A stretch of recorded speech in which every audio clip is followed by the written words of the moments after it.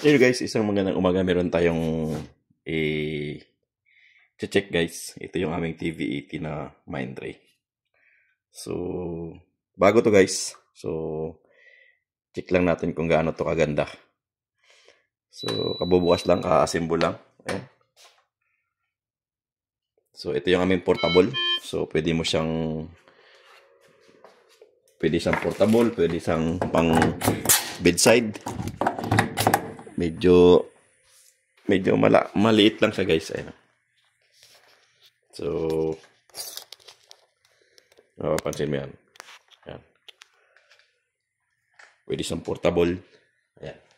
Press mo lang dito. So, portable na siya. So, pwede mo nang magiging portable guys. Pwede mo rin siyang i-bedside. So, anong kinaganda nito guys? Meron na siyang full options. Pwede ka nang mag-ventilator, pwede ka na rin mag-monitor. So, ito yung napakaganda sa kanya. So, kung makita mo yan, ayun. So, pwede ka nang mag-high flow, pwede ka rin mag-low flow. So, ang kinugustuhan ko dito is yung kanyang monitoring system. So, pwede ko siyang lagyan ng module ng halimbawa ito. Ayan yan, monitor ko. Ayan. Kukunin ko yung module dito. Ayan. Ito yung module niya. So, ikakabit ko ngayon dito sa aking ventilator. So, ito. Pwede ko na siyang gamitin ng as-in patient monitor. Ayan. SPO to. Meron siyang ECG, SpO2, BP, temperature. So, mamomonitor mo na siya habang tinatransfer mo yung pasyente. Hindi mo na kailangang magdala ka pa ng monitor. Hindi ka na kailangan pa magdala pa ng ibang monitoring devices kasi nandito na. May BP, may SpO2, may temperature, may ECG. So, kompleto na siya guys. Habang naka-ventilator din siya. Ayan. Try natin mag-ventilator. So, meron din ang ventilator. Pero yung ventilator nito guys, kailangan meron siyang flow sensor. Kasi pag wala kang flow sensor, wala kang mamomonitor na tidal volume. So, meron tayong temperature sensor dito. So, ito yung temperature sensor na yan. Ito yung gagamitin natin. So, simple lang to guys. Dito mo lang ikakabit. May guide naman yan. Yan. So, saksak mo lang yan. Tapos, isaksak mo dito sa ating. Yan.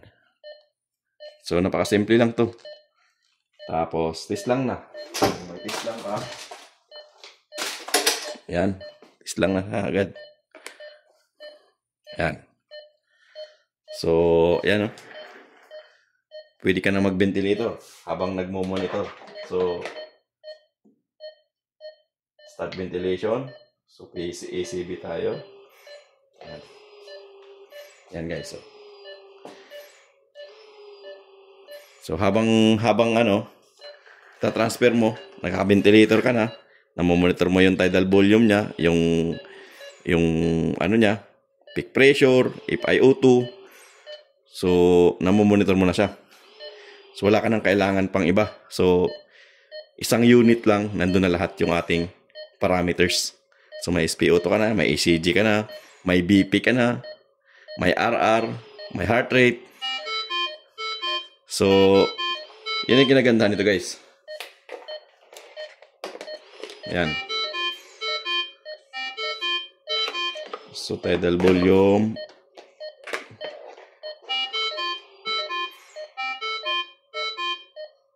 Asa natin ang ating side up more.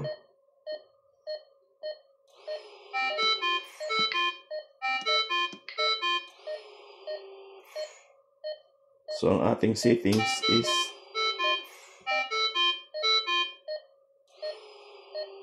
250.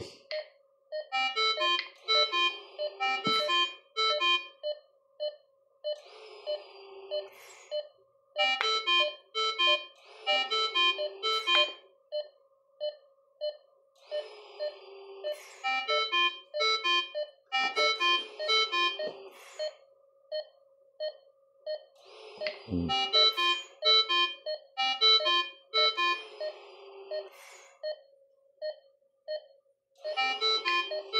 Inaalam niya is minute volume low. Ano ba yung alarm natin? Kasi yung 134 na. 35. Taas natin to.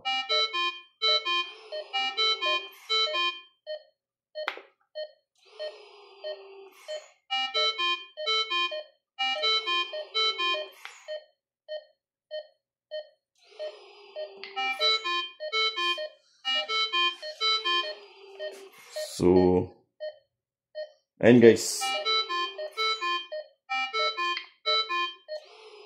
1:2.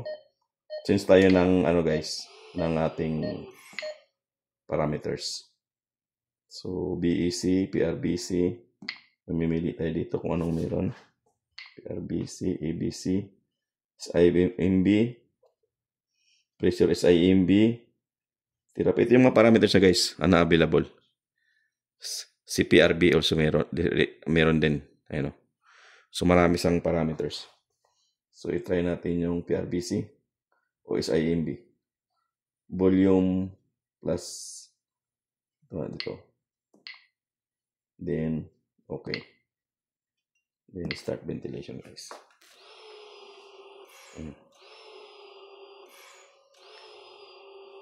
Resume monitor natin. Kasi once nag-standby mode ka, guys, yung ating monitor also, mawawala din yan. So, kailangan mo i-resume. So, ayan guys, oh. So, asan ka pa? So, dito ka na sa Mindray na TV80. So, nandyan na lahat. Hindi mo na kailangang bumili ka ng portable. Bibili ka ng portable na monitor, portable na ventilator. Dito, nandito na sa isang ventilator, guys. Ayun.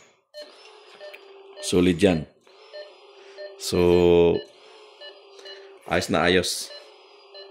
Yung ECG. Try natin yung ECG. Sabit natin yung ECG.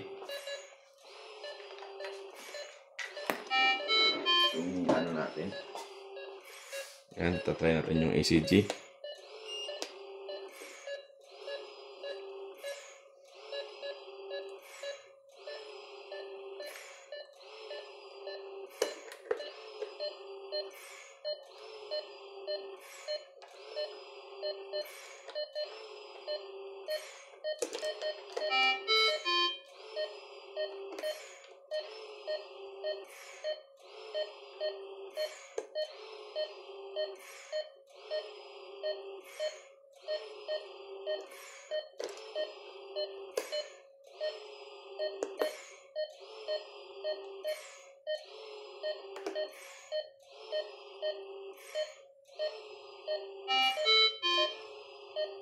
Mali.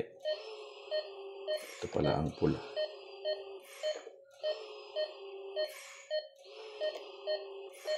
So, ito yung yellow.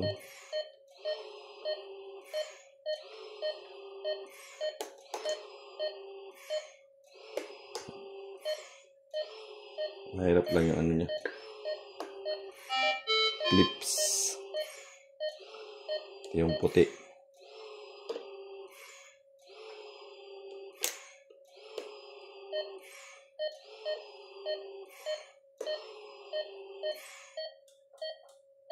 Ito yung itim. Yan guys. So yun o. Kompleto na. Meron ka ng monitor, may ECG. Meron ka ng ECG. Meron ka ng monitoring ng ano, ng lahat ng parameters niya guys. So ayun o. Saan ka pa? So, TV80 lang guys na portable ng Mindray. So, pwede mo rin siyang tanggalin. So, ayun guys, oh. Pwede mo siyang tanggalin. Dito ka na magmo-monitor. Tanggalin mo yun. O, kung gusto mong ventilator lang nandun, so ito na lang gagamitin mo. O, yun. Habang nagta-transfer, nasa bedside mo rin tong portable na monitor mo. Ayun o. So, napaka-high tech na guys. So, may wifi pa yan. May bluetooth pa guys. So, ito yung pinaka ng Mindray na TV80 na portable nila guys. So pwede mo siyang gamitin pang portable lang to, or pwede mo rin siyang isalpak dito sa isang machine para ma-monitor mo yung ano niya, parameters na habang nagbe-ventilator dyan lang sa isang monitor na malaki. So yun guys. So ito na yung bago naming portable ngayon guys na gagamitin. So meron kaming tatlong ganito. So nandun pa sa labas yung iba. Ayan. Pero solid to guys. Meron ka ng monitor, may ventilator ka na. Ayan. Solid yan guys oh. Hindi ako nagpo-promote sa Mindray pero ito kasi gamit namin. So pinapakita ko lang sa inyo kung ano yung mga gamit namin ngayong bago. Ayan. Pero sa akin, mas acceptable price, tsaka napakaganda siya ng quality. Compare mo sa mga portable natin na mga parapak, mga Draeger, dito na. Dito ka na sa mga ganitong ano. So ang tidal volume nito guys is until ano siya. Meron siyang pediatric. So standby natin. Okay. So meron siyang selector dito na patient. So ayun. Adult, pediatric, saka neo guys. Ayun yung parameters ng pasyente niya. Pwede kang mag-adult, pediatric, neonate. So ang neonate niya is 3.0 kg. Ayan o. 3.0 kg guys. Ang ano niya, pediatric is 100 kg. 100, mali pala ako. Body weight pala yan. Body weight yan ng neonate. Pag pediatric kasi height. Ayun o. Ganon din sa adult, height din ang kinukuha dyan. So may computation niya kung paano nila. Mga RT ang nakakaalam niyan guys. Sa mga body computation niya. Kung ilang tidal volume ibibigay sa pasyente. Depende yan sa neonate, pediatric, at saka adult. So yan guys. Napakagandang portable ventilator ng Mindray TV80.